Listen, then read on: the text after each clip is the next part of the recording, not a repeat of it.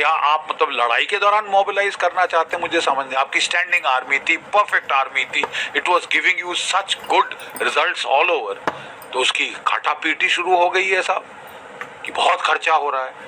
तो अभी 7 आईटीबीपी की नई बटालियंस खड़ी हो रही है, उन पे खर्चा नहीं हो रहा। नहीं, आप क्या कहना चाहते हैं? अब आप पुलिस प्रोटेक्शन देंगे आर्मी को? I mean I can't understand. आपको अपनी मैन पावर बढ़ानी होगी, पीरियड। अग्निवीर स्कीम पे भी अब सोच विचार किया जा रहा है, उसको भी आपको मेजर चेंजेस करने होंगे, नहीं तो ये जो आप गैप्स खोल रहे हैं दुश्मन उसका फायदा उठाएगा। नंबर 1 चीज। नंबर 2 चीज, हम जब खासकर मैन पावर की किल्लत है तो हम रक्षात्मक होके क्यों लड़ रहे हैं कि बचाओ बचाओ करो, अपनी तरफ करो? अरे साहब, ये मोदी 2.0 सरकार ने पहले सर्जिकल स्ट्राइक की थी, कई महीने पाकिस्तान चुप्पी साध के बैठा। फिर जब उसने फिर चुलबुली दिखाई तो हमने एयर स्ट्राइक करी 80 किलोमीटर अंदर बालाकोट में, और 200-250 टेररिस्ट वहां मारे थे। और 1-1.5 साल पाकिस्तान चुप रहा, रोता हुआ चीन की तरफ गया, मेरे आका मुझे बचाओ। और चीन ने फिर दबाव डालने की कोशिश करी लद्दाख में, उसको उल्टे बांस बरेली को पड़ गए। हमने पाकिस्तान को जब इतनी वारदातें हो गई हैं, मेरा सिंपल सीधा सवाल है, आप रक्षात्मक होके क्यों लड़ रहे हो? 4 साल से सीज फायर दिया हुआ है पाकिस्तान को। सीज फायर क्यों? सबसे अच्छा दोस्त है हमारा। What do they bloody need a cease fire for?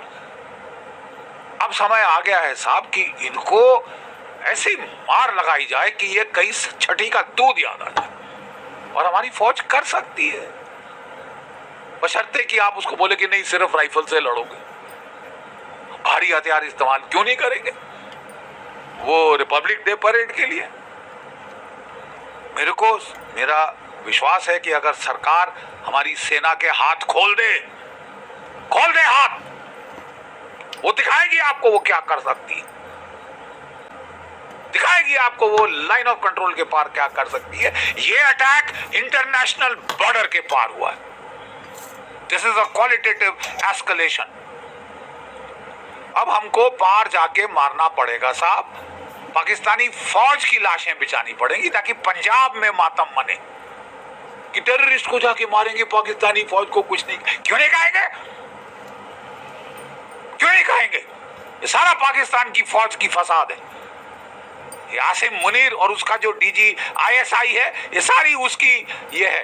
एक फटीचर मुल्क जो कि इकोनॉमिक कोलैप्स की कगार पे है, उसकी इकोनॉमिक तबाही होने की है, 2 रोज की रोटी नहीं खिला पा रहा अपने लोगों को, वो भारत को छेड़ना चाहते हैं। अरे साहब, तुमको मरने का अगर तमन्ना इतनी ज्यादा है तो हमको करना चाहिए ना, मार डालना चाहिए। एक छोटा सा भी युद्ध हुआ भारत के साथ, और कोई भी नतीजा हो या ना हो, सुन लो पाकिस्तानियों, और कोई भी नतीजा हो ना हो, तुम्हारी इकोनॉमी की लुटिया डूब जाएगी, तुम एक मुल्क नहीं रहोगे उसके बाद। सोच समझ के पंगे लो। पंगे लेने की आपको आदत है, बड़ी बढ़ चढ़ के आप लोग चोंचलेबाजी करते हैं। तो 100 सुनार की 1 लोहार की, 100 सुनार की 1 लोहार की। 71 का युद्ध मैंने देखा हुआ है, तब भी चोंचलेबाजी हो रही थी। नियाजी साहब वहां से बांग्लादेश से हमारे अंदर हमले कर रहे थे कि मैं हिंदुस्तानियों की औकात दिखा दूंगा, ये कर दूंगा, वो कर दूंगा। हमने जल्दबाजी नहीं करी साहब।